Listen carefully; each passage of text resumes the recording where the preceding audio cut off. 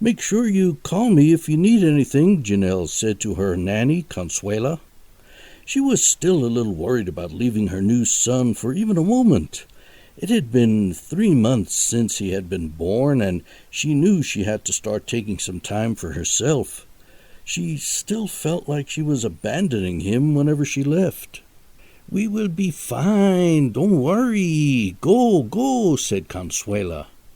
She was a round Mexican woman that Janelle and her husband Rick had chosen to care for little Philip, now that Janelle had felt recovered enough to do her normal activities. Janelle didn't have a lot to do anyway.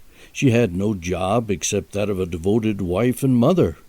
Her husband Rick was a footballer for the National League, and his earnings were more than enough for them to live comfortably on. What Janelle was debating on leaving over was her yoga class that she used to go to twice a week before getting pregnant. She loved yoga and how it made her body look and feel. Since Philip was born, she just hadn't felt like spending time on herself like she used to, so this was going to be a treat. She was already wearing her workout gear, and after kissing Philip on the forehead one more time, she grabbed her soft yoga mat and headed out to her car. The large black SUV had been a gift from Rick when they found out about the baby. She loved it. The interior was a dark tan, and the car had all of the trimmings. She felt the seats warm up and wondered how she could have ever driven around without a toasty butt before. The drive took her out of the affluent neighborhood she lived in and into the suburban sprawl of the Willamette Valley. She had always been a cautious driver and made it safely to the little yoga studio that nestled away behind a wooded park. The only other car in the lot was a white SUV, even bigger than Janelle's own. She parked next to it and got out. The tall trees that ringed the parking lot were there for their ambience, to hide the studio from the noise and people, and to give a feeling of tranquility to its guests. Today they also hid the man that Janelle would come to know only as the host. Janelle gathered her mat and water bottle and made sure her doors were locked before turning to head into the studio. She didn't see the host hiding between the trees when she walked past him, and was unaware that he was behind her until she felt his arms going around her neck and waist, lifting her off the ground and carrying her kicking into the trees.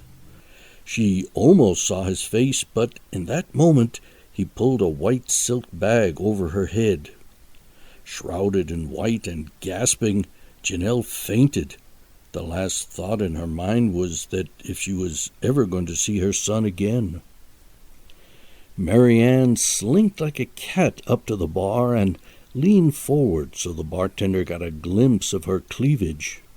Since having the baby, she had grown to love the fact that her breasts were getting larger and the response it got from men.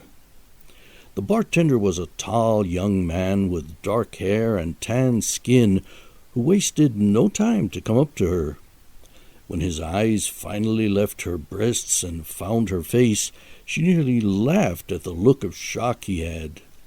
He clearly recognized her from TV and must have wondered if he had crossed the line, considering she was a celebrity. "Hey, do I know you from somewhere?" he asked, blushing a little and obviously trying to cover the fact he was checking her out just now. "Maybe. Do you happen to watch Scorpio Spy on Monday nights?" she asked back, already knowing the answer. "That's it," he said, snapping his fingers and pointing at her. "You're that spy, the one that's in love with the pilot who crashed on the island." "Well, that's who I play on the show. In real life, I'm not nearly that exciting.